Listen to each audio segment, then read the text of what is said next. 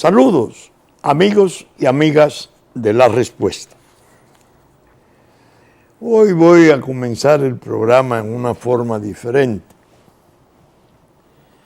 porque La Respuesta, como he dicho tantas veces, durante la semana mantiene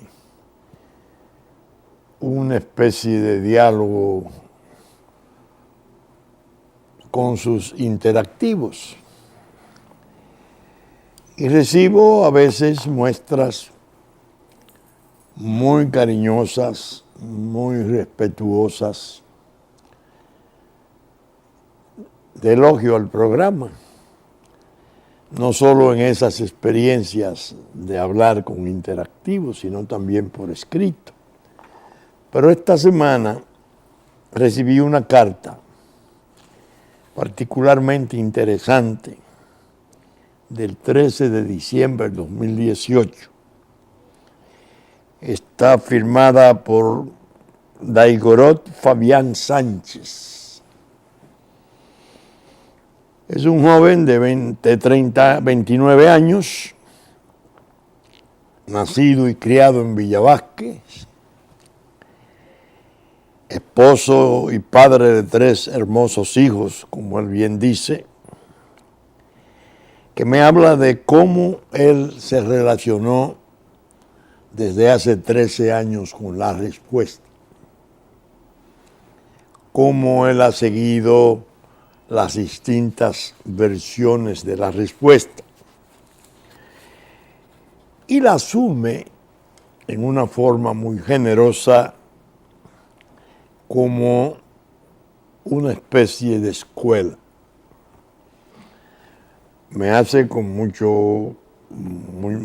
conceptuoso el elogio de la pregunta, porque a su decir, la respuesta cada semana le resultaba muy espaciada y necesitaba más información.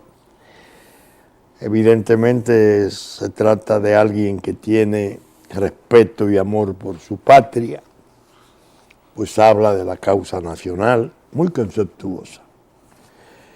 Cuando Pelegrín me la proveyó, porque la había recibido en su móvil, yo dije, bueno, esta la voy yo a comentar y le voy a agradecer a Daigorot Fabián Sánchez de Villa Vázquez la gentileza de haberme escrito en esos términos y la satisfacción que experimento, porque en el fondo es una prueba de que no hemos estado arando en el mar y que la designación que he hecho del programa como la escuelita o la escuela ha tenido efecto. Me encuentro muchas veces con muchas personas, jóvenes y no tan jóvenes, que me hacen en los lugares que estoy, iglesia, clínica, calle, elogios del programa. Pero de todas las que he recibido como cartas, esta, por la forma en que está articulada, por la elegancia, por qué no decirlo, la corrección y lo bien articulada que está, me impresionó. Así que al amigo Daigorot Fabián Sánchez, a quien todavía no tengo el gusto de conocer, pero espero hacerlo en uno de mis viajes por la línea, que no es tan lejos, gracias. Un saludo para él y su familia, y para Villa Vázquez en general. Bien, yo creo que este programa me va a resultar grato y especial por su contenido. Es decir, lejos de tener un contenido explosivo, ríspido, de esas respuestas de fuego que yo en su tiempo supe hacer, voy a mantener la calma, el buen humor, y voy a agradecer en reflexiones la gentileza siniestra, si puede haber gentileza siniestra, de alguien que se atrevió a tentar y a decir una serie de cosas desagradables por televisión, no sobre mis hijos, ni siquiera sobre mí, sino pensando que me iba a ofender, aludiendo a mi padre muerto, al cual no conociera. Y la verdad que la experiencia me ha resultado agradable. Primero porque me llevó a revisar las cosas de mi padre, papeles, y estuve leyendo Pelegrín Castillo Gramonte, su vida y su obra, de don Pedro R. Vázquez, un libro que nosotros ahora tendremos la necesidad de reeditarlo, sacar su segunda edición, y ese es uno de los favores que me hace quien pretendió ofenderme, de esta condensación tan admirable que el desaparecido historiador nuestro, don Pedro R. Vázquez, hiciera de mi padre. Me puse a leerlo porque quería recalentar ese amor que tengo por su memoria, ese respeto. Y la verdad que terminé anoche tarde de ver las cosas esenciales y me puse como tarea ahora leerlo en profundidad, tomar notas y hacer una serie de publicaciones acerca de esa vida, de ese hombre ejemplar, de ese profesional, de ese ciudadano. Yo siempre leo, como ustedes saben, pasajes de su diario de cárcel en el año 12 del pasado siglo.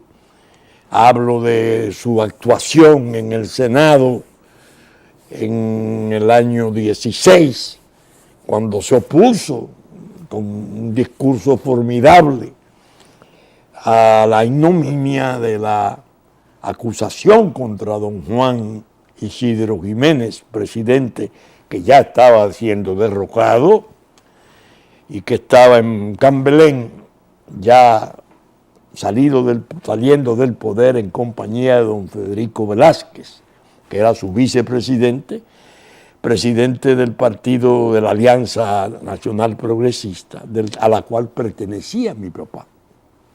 Me han oído usted hacer la historia, cuando el embajador Russell, americano, lo va a ver, le lleva una tarjeta de Velázquez, que era su hermano, compadre y hermano. Compadre, ya todo está perdido, no vaya al Senado y si va no se oponga al desastre. Recuerde que usted es senador de mi partido, Alianza Nacional Progresista, que no era el partido liberal de don Juan Isidro Jiménez. La respuesta de mi padre, embajador, a Russell: dígale a mi compadre Velázquez que yo no soy senador de su partido, yo soy senador de la República. Y yo voy a defender a don Juan Isidro, de esa ignominia. Eran los propios seguidores de don Juan Isidro Jiménez los que lo estaban acusando de un juicio político para destituirlo, bajo una serie de infamias y de supuestos fraudes. Ya Desiderio Arias, con cientos de hombres en la fortaleza Osama, preparado el golpe para derrocarle. Y aquel hombre fue a ese Senado y no contaba el entonces senador Francisco Ariza, don Pancho, que era senador por La Vega, que se quedó fascinado con el discurso de mi padre, defendiendo a alguien que no era de su partido. y cómo rompieron el quórum, él y don Jacinto de Castro, un eminentísimo abogado nacional que era del Partido Nacional. Es decir, a don Juan lo acusaron sus propios partidarios para derrocarlo. Y quienes lo defendieron fueron Jacinto de Castro, secundando el discurso de mi padre y rompiendo el quórum. Por eso no se pudo destituir por resolución del Senado y hubo que derrocarlo a la fuerza. Entró General Arias con sus hombres armados, hubo hasta tiros para el aire y para el techo. He hablado mucho de él, pero no lo suficiente. Le decía a mis hijos, yo voy a hacer un estudio concienzudo, tanto de la obra de don Pedro como voy a buscar los papeles de él, porque es mi obligación de un huérfano especial, que no lo conoció, porque él murió 2 meses después de yo nacer. Él murió en Francia y yo nací aquí, en San Francisco. Pero agradezco mucho la tentativa de ofensa, porque ofende quien puede, no quien quiere. Es un sujeto ahí que ha sido, a mi juicio, una especie de cáncer social. Yo le llamo muchas veces una rata lumínica de la oligarquía, ideólogo de las peores causas. Fue gobernador del Banco Central, un horror, todo el desastre del tiempo de Jorge Blanco, que vino, incluso la explosión de los 123 muertos y los 2.000 heridos, todo eso fruto de una política económica absurda. Entonces yo le decía, mira, ustedes como nietos de mi padre pueden responder lo que ustedes crean, pero a mí yo voy a reflexionar mejor. Desde luego, son las deformaciones del país, porque este es historiador y escribe, vive escribiendo, digitalizando más bien datos y haciendo una labor de topo y recopilando datos y cosas de esas. Pero ahora me han dicho que la ancianidad le ha llegado con cierta afición por el alcohol, yo no lo sé.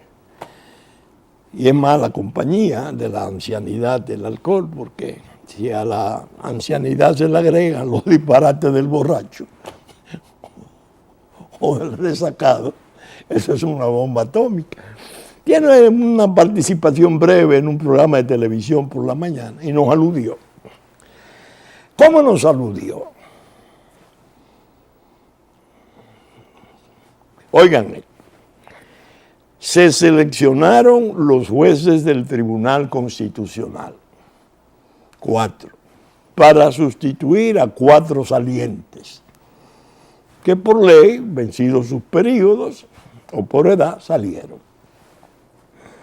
El Consejo Nacional del Ministerio Público, ya vimos yo no las vi, pero me contaban, sesiones, audiencias públicas, presidido por el presidente de la República, entrevistó a los candidatos, bueno, y seleccionó a 4. 2 jueces vigentes, jueces actuantes, miembros de la Judicatura, uno creo que en la Cámara Laboral de Santiago, de la Corte de Santiago, otra, una señora que parece que es del área catastral, un abogado joven que ha tenido participación importante en debates y en polémicas públicas en las cuestiones estas de soberanía y territorio y trastornos de la invasión haitiana y la posición del gobierno, la posición nuestra. Bueno, y un cuarto que no sé en realidad de dónde, pero parece que son entes inobjetables. Es todo lo que he recibido como información, correcto. Hubo un problema que fue a la que se refirió el pretenso agresor nuestro. Cristóbal Rodríguez. Cristóbal Rodríguez, un joven abogado, muy reconocido, le han labrado o se ha labrado una fama de constitucionalista, ha participado en procesos importantes, fue abogado incluso del ministro de la Presidencia en un delito de palabra que se estaba ventilando en justicia, con un dirigente, creo, del Partido Revolucionario Moderno. Y tuvo una actuación, fue experto, consultor experto, formal, para la audiencia que celebraría y celebró la Corte Interamericana de Derechos Humanos en México, en la cual se iba a conocer de una queja, aquella queja pintoresca del tal Huiné, un señor Ferreira, que alegaba que había sido perseguido por el color de la piel, pero que era dominicano, de pura cepa, en Pedernales, donde afirmaba que vivía su familia. La Junta Central Electoral hizo pruebas maravillosas de que todo era una falacia. Roberto Rosario estaba al frente de esa responsabilidad. Y en la audiencia fue lamentable porque se notó la animosidad contra el país en México y los comentarios en televisión, incluso de algunos de que estaban muy cerca de la acechanza. El experto que opinó, dándole razón a Huiné de discrimen, de persecución, todas esas cosas, fue el doctor Robert,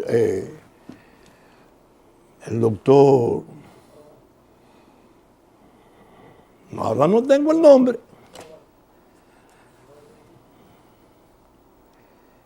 Rodríguez, Cristóbal Rodríguez, por Dios.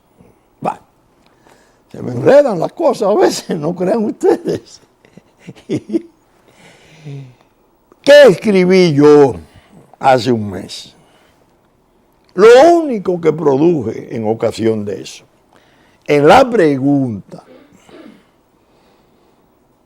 en una pregunta que titulé Dos evocaciones conmovedoras, las de mi padre y don Juan. Hace un mes yo escribí en relación a esa experiencia de los jueces que estaban en proceso de examen para su designación.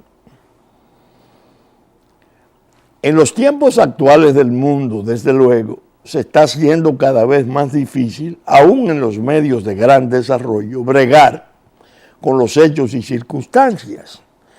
Pues entre la posverdad y la velocidad olímpica y horizontal de la tecnología digital, no se puede llegar a saber a ciencia cierta por dónde está la siempre laboriosa mentira.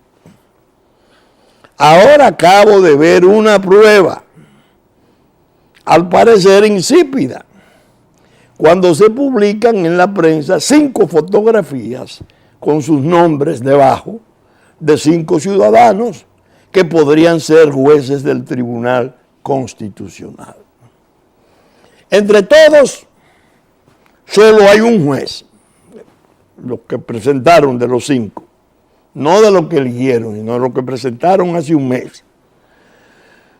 Respetable, por cierto, refería al magistrado Vargas, que es un juez importante.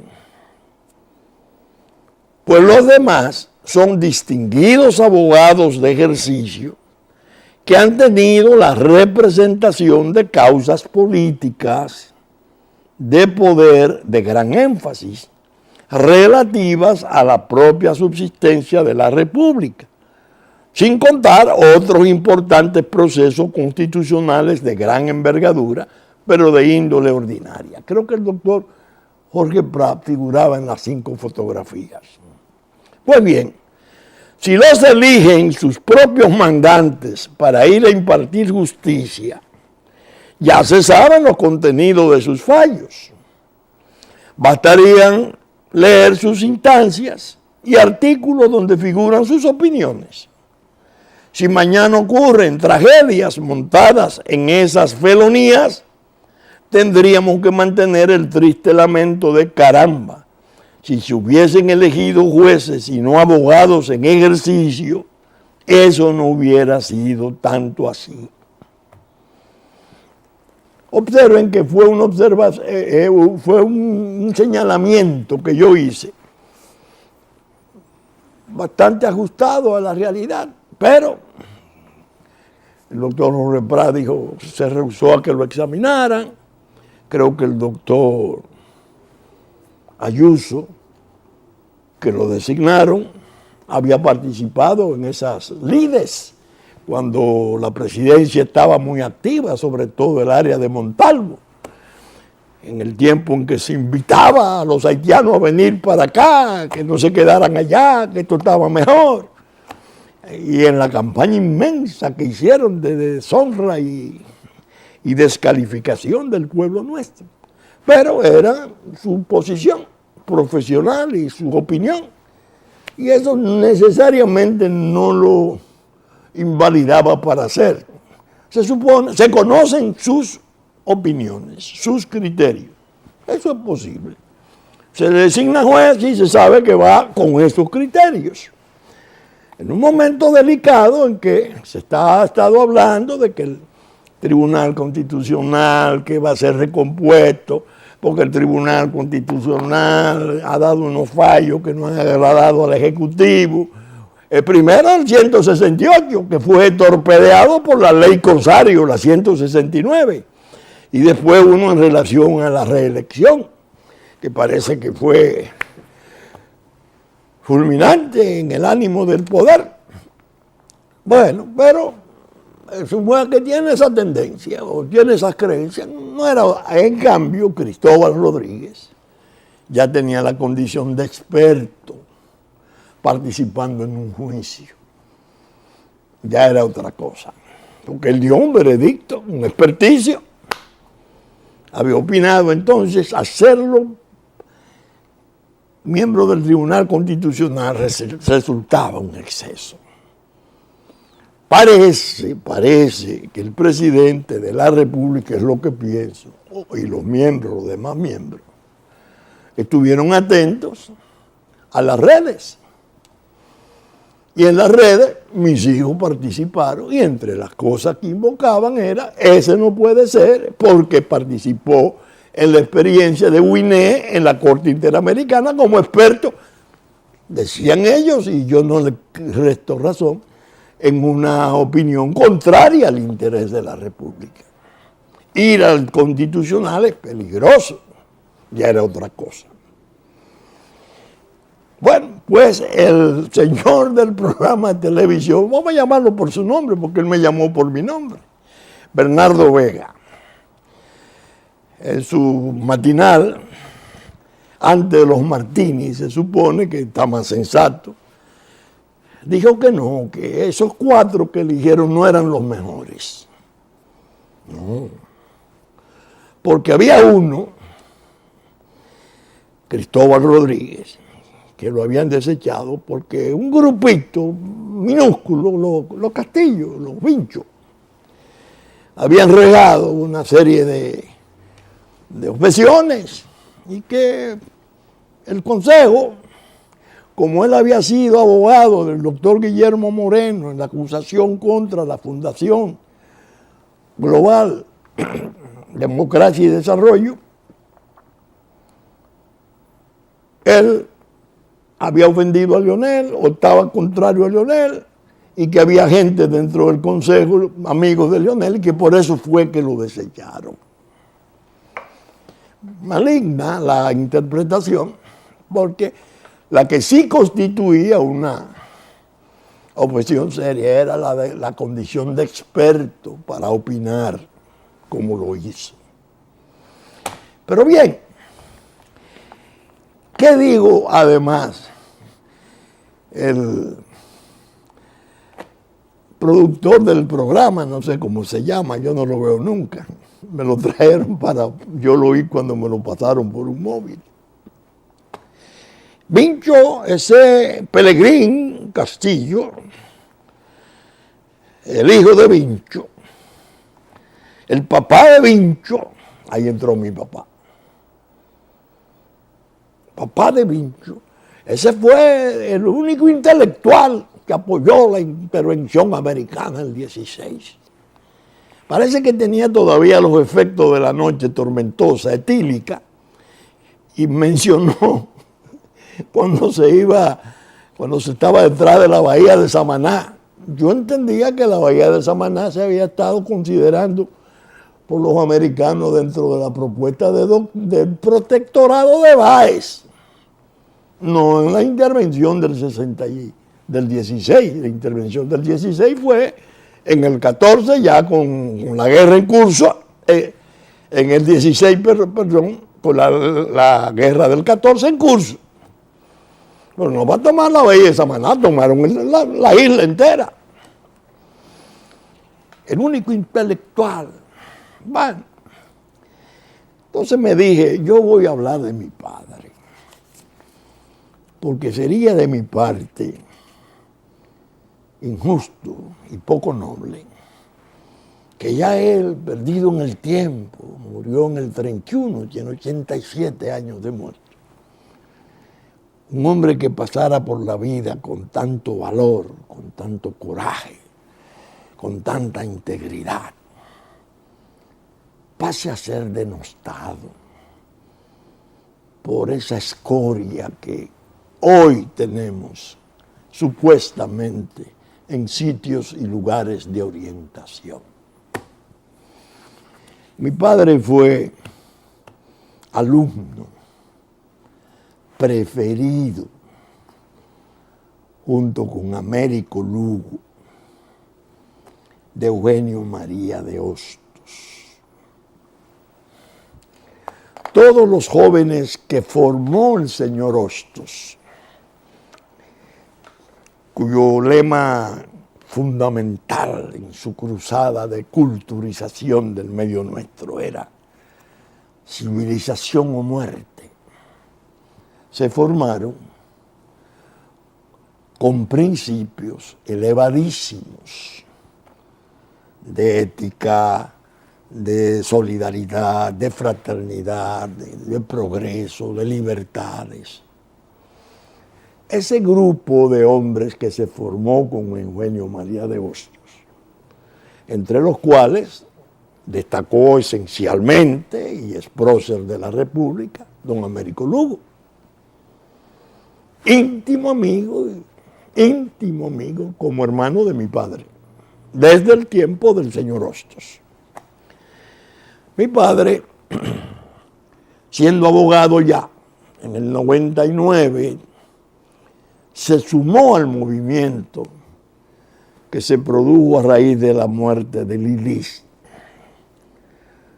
El grupo de Moca que había ejecutado al tirano se fue a San Francisco y se refugió precisamente en la finca nuestra, el lado de los Rodríguez Vázquez, primo hermano tanto de Horacio Vázquez como de Ramón Cáceres Vázquez. Eran hijos de 3 hermanos. Mi padre se sumó al movimiento, fueron hacia Santiago, en realidad quien lo preservó de que no viniera el general Perico Pepín a vengar a su compadre y lo ejecutara, era el general Manuel María Castillo Medrano, que era el gobernador. ¿Y qué influencia tenía ese hombre tan importante? Bueno, la de ser primo hermano de Mella, no, había luchado, incluso había estado en el sur, en la enfermedad del general Cabral, sustituyéndole, y había encontrado al general Heró amarrado para juicio, acusado de violación, de incendio, de una serie de cosas. Él se dio cuenta que en el mundo era contra Luperón, porque Lili era la mano derecha de Luperón, y lo salvó, y se lo mandó por el Maniel de San José de Ocoa a Luperón, ahí hicieron amistad. Cuando Perico Pepín manda a decir con Zoilo García que van a buscar a los matadores de Lilis, General Castillo dice, no, aquí no. Ya mi compadre está muerto y eso no puede ser. Eran compadres de la guerra. Fue en la guerra de los 6 años. Estoy hablando para los jóvenes. Entonces, mi padre viene y resulta electo diputado en el 1901. En este libro están algunas de las actuaciones de él, de las mociones de él, independientemente de los artículos periodísticos y cosas.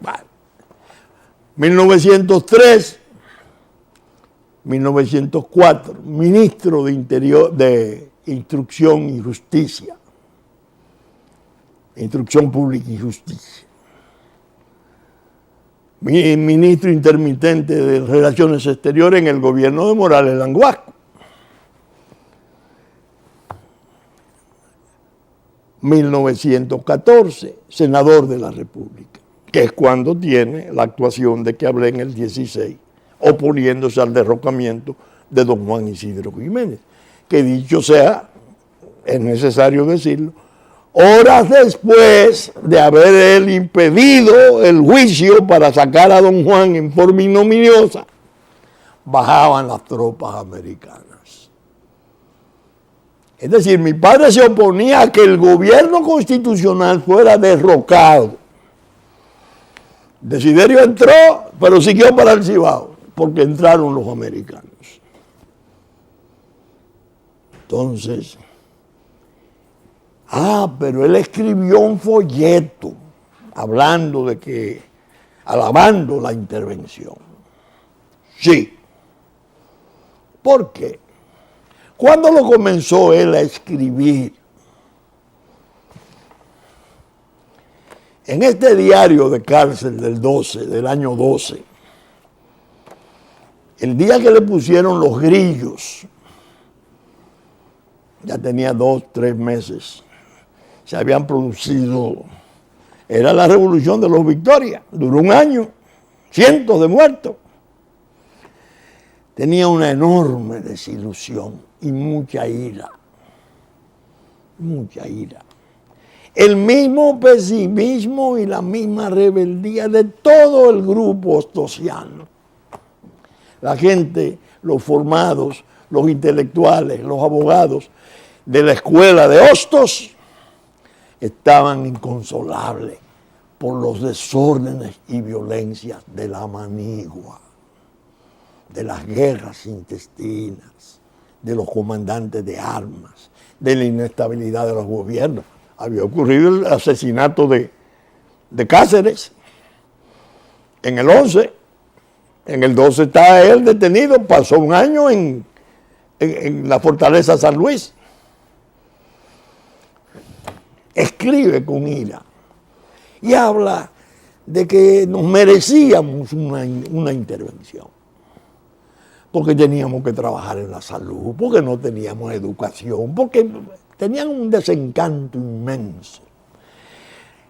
Leyendo esta obrita uno se da cuenta por los documentos el patriotismo inmenso de esa gente, todos sus escritos, cómo él se refería al desorden nacional, a la que estaban asesinando la índole nacional, que la patria no acababa de despegar. Todo eso era verdad.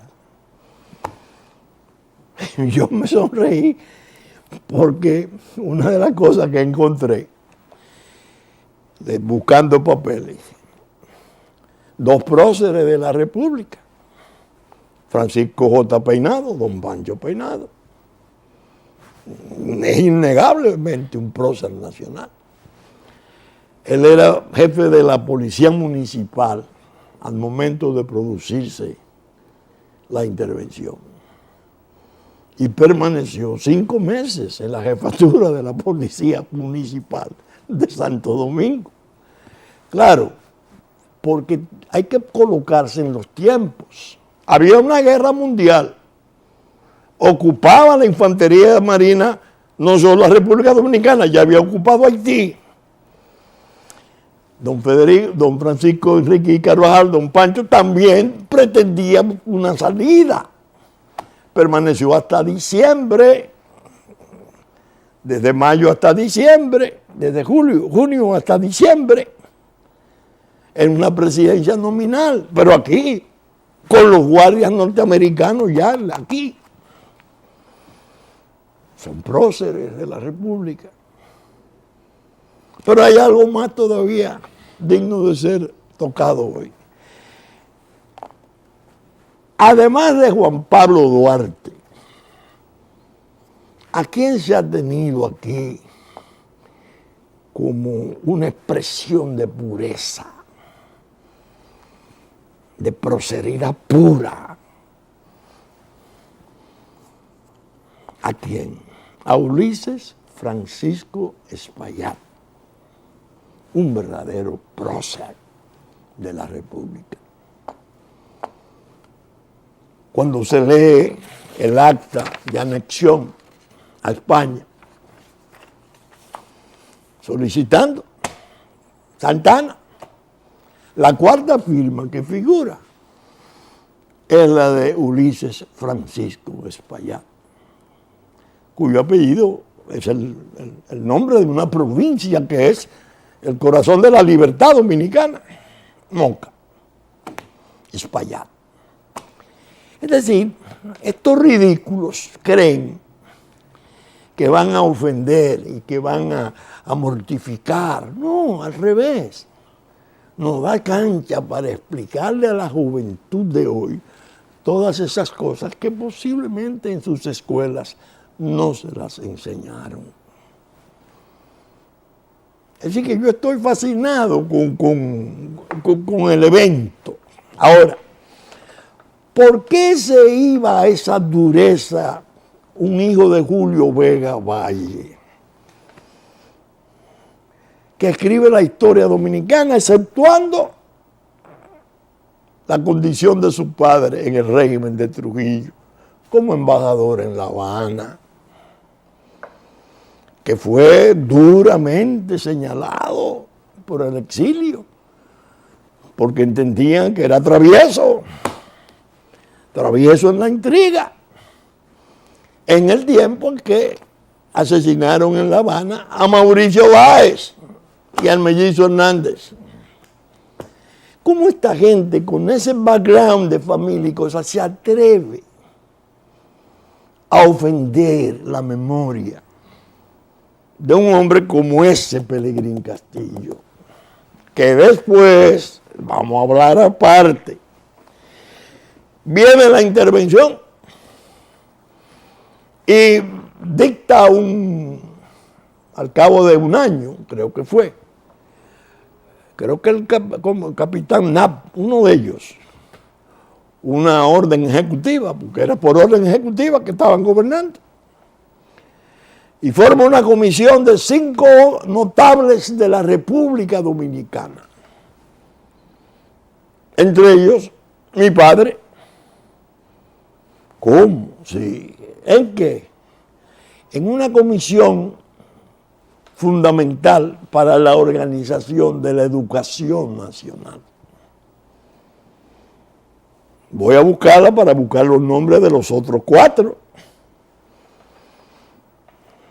Mi padre acepta, porque él era un obcecado con el problema de la falta de educación nuestra, la falta de escuela, los problemas de salud, es decir, la guerra. Se va de la comisión. ¿Cuándo? Cuando comienzan a aparecer las peores muestras de asesinato, de incendio, de violencia de la soldadesca americana. ¿Qué hace?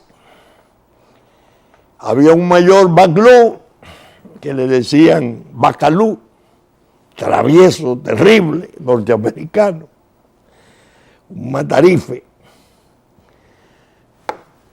castrando y señalando. Fue la gente de Cayo Báez, el famoso Cayo Báez, que fue quemado y sacrificado en una forma repugnante. Matan a un señor Paredes de San Francisco y a dos más. Se le abre juicio criminal. Mi padre sale a representar la familia de ellos.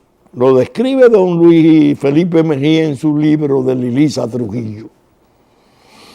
Matan 3 de los 7 testigos y descargan al mayor Bacló y a César Lora, que era el hombre que los americanos tenían señalado como que iba a ser lo que finalmente fue Trujillo. Bueno, pasa el juicio. Mi padre escribe, mi padre dice, sometido a juicio criminal por ofensas graves a las Fuerzas Armadas de los Estados Unidos, 1920, Pelegrín Castillo. Es hecho prisionero en el Hotel Colón, frente al Parque Colón, a la estatua de Colón. Llevado a un cazatorpedero, engrillado nuevamente. Llevado a Sánchez, de Sánchez a Santiago. Y en el palacio, el viejo palacio del ayuntamiento de entonces, que está frente al Parque Duarte, se celebró el juicio. Una corte marcial vino de Puerto Rico a juzgar a ese hombre por ofensas graves a las Fuerzas Armadas norteamericanas. Pelegrín Castillo. El del folleto. Lo descargaron. Don Luis Felipe Mejía fue muy joven, uno de los miembros de su defensa. Don Fursi Ferrera y él, que hizo su discurso, que lo vamos a procurar, porque según nos han dicho, lo copiaron, lo llevaron estenógrafo, y está en el Ministerio de Marina de Estados Unidos. Una vez lo quisimos conseguir en la Biblioteca del Congreso en Washington y no apareció, pero está en el Ministerio de Marina. La vamos a tratar de conseguir. Ya Pelegrín tiene la ficha para ver el discurso. Y después no tengo que hablar mucho de lo que fue en el 30. Ya Trujillo en el poder. Esos meses terribles en que Trujillo ya era una realidad, en que se hace poder hasta diciembre, cuando ya con cáncer se retira de la vida política y escribe una carta memorable, renunciando a toda actividad y declarándose ciudadano del mundo. Como ustedes verán y pueden apreciar, lejos de ofenderme, estoy agradecido, porque ha sido una manera de brindarme una oportunidad de salir a defender la memoria de ese padre que fue un ciudadano ejemplar, fue un profesional excepcional y un hombre de condiciones realmente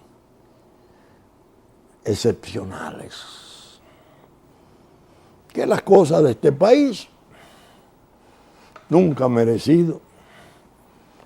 A cualquiera le ponen el nombre de una calle aquí, a él no, porque estaba también el problema de Trujillo, quien lo enfrentó, y el último discurso contra Trujillo que se hizo público fue el de él en el Parque Colón.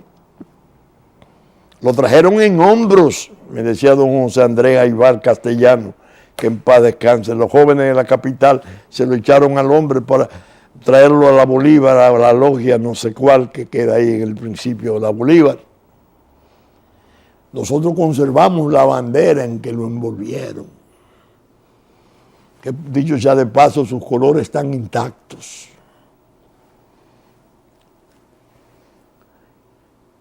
Eso ocurrió en ocasión de la elección de ese juez. ¿Por qué reacciona Bernardo Vega, ideólogo del plan Quisqueya, vinculado a los intereses del gran capital, lo que aspiran a hacer, borrar la frontera y hacer una especie de parcela catastral, supuestamente en favor del desarrollo? Por lo del pacto. Porque el pacto el pueblo, el instinto del presidente Medina, que lo llevó a pensar, eso no se puede aprobar. Si se aprueba, vamos a tener conflictos. A él le han dicho blandengue, lo han injuriado. Incluso han insinuado como que él traicionó el plan de Montalvo, el macroplan del binacional. Están resentidos, están los gritos, como se dice. Por eso mete la cuestión del patriotismo y a nosotros nos quiere invalidar con una supuesta carencia de patriotismo de mi padre, que fue un fervoroso patriota y que en una hora terrible de desencanto, de pesimismo, engrillado, comenzó a hablar de que parecía que lo que íbamos a tener era esto. Don Américo Lugo, su hermano, incluso temía esa intervención y la anticipaba, la enfrentó. Y en el 20, cuando se formó la Junta Nacionalista, mi padre concurrió, don Américo estaba a la cabeza. Pero don Américo, en medio de esa situación y de la pérdida de la paz y el desastre del desorden armado del país, llegó a escribir un opúsculo sobre la Confederación Quisqueyana.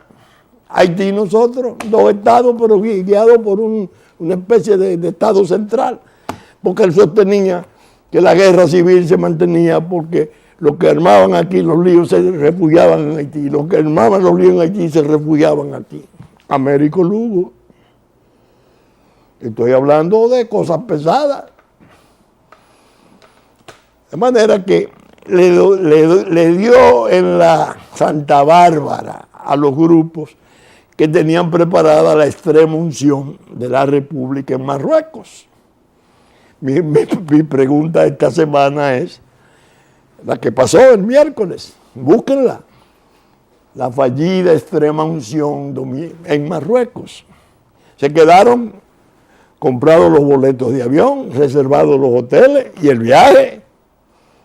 Nos iban a hacer la extrema unción allá para terminar de liquidarnos. Ahora están rebrotando.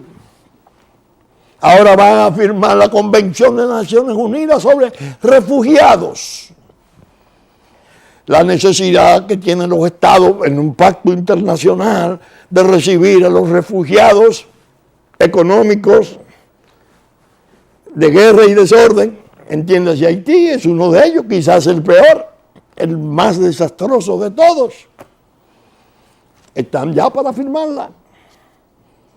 Y el grupo Montalvo en la sombra dije, no, pero fracasamos en Marruecos, pero vamos a triunfar en Nueva York.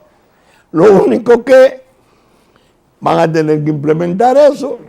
Y el pueblo que se sublevó, no llegó a sublevarse, se enfureció con Marruecos. Es el mismo que cuando se dé cuenta de lo que han aprobado en Nueva York, puede reaccionar en el momento que menos se espere. Y el presidente es posible que no retire su instinto sobre ese peligro. No sé si lo va a rehusar que firmen, si lo va a dejar firmar, pero no lo puede implementar.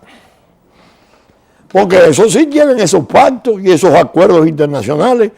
La falsedad y la hipocresía de decir los estados tendrán siempre, conforme a su legislación interna, la facultad, pero de acuerdo a las normas internacionales.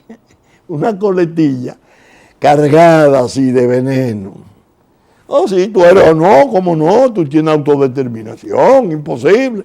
¿Cómo vamos a tocar tu legislación interna? Pero lo que tú vayas a hacer ahí tiene que ser conforme a los patrones nuestros. Si tú te comprometes a recibir todos los refugiados que te llegan, en Haití se arma un desorden, hay un tiroteo de esos que ocurren con frecuencia, y viene una avalancha y son refugiados. Eso lo quiso Clinton, que Balaguer se los recibiera como refugiados cuando Aristides, cuando estaban quemando la gente con el collar de fuego en las calles. Cuatro campamentos de refugiados, eso que ahora vamos a firmar. Balaguer dijo, no, aquí no. Háganlo de aquel lado y protéjanlo, pero aquí no. Balaguer. Y no me interesan honores internacionales, entiéndase. No me van a halagar mandándome a decir por debajo que yo puedo alcanzar un premio Nobel de la paz, porque yo no vendo mi patria. Eso fue a Clinton. Por eso fue el recorte de los 2 años en las elecciones del 94. Fíjense que el debate es denso, es bueno. Naturalmente, lo ideal sería que ese señor de la televisión que yo mencioné vaya sobrio y sin mucho estrago de la noche, para que no pierda el juicio en el encono, porque a él hace tiempo que hay la necesidad de verle refajo. ¿Cuál ha sido su papel? Desde el Banco Central, desde la ley PL, el programa que es de la ley PL80, PL40, que traían todos los granos del mundo a través del programa de la PL80, creo.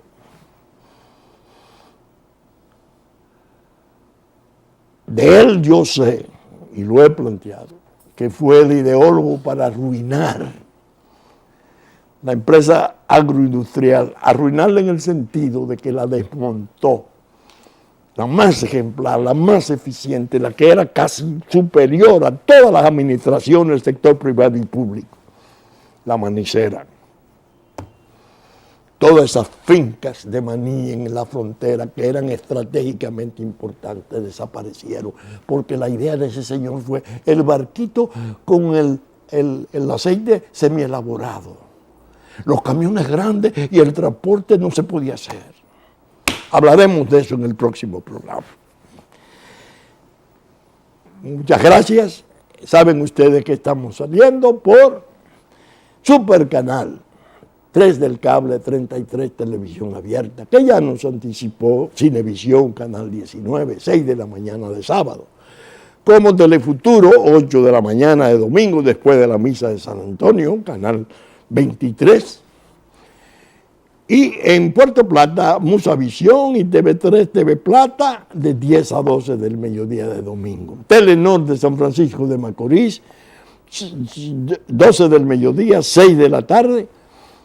Teleimpacto, 12 del mediodía, 9 de la noche de domingo, 9 de la noche de la mañana de lunes.